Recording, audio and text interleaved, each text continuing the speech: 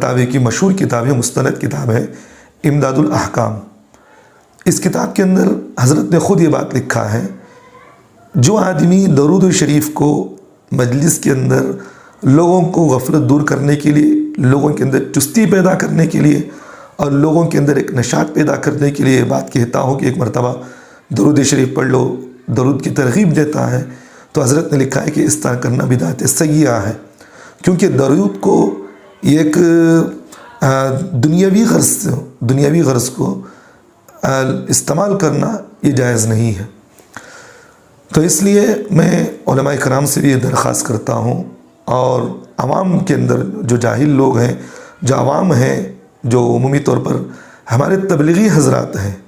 इनके लिए भी ये बात जहन में रखें कि इस तरह के काम ना करें। और उलमा अगर कहीं इस तरह देखते हैं तो उलमा इकराम की ज़िम्मेदारी है कि इस तरह इन लोगों को फ़ौरन रोके, कहें कि भाई ये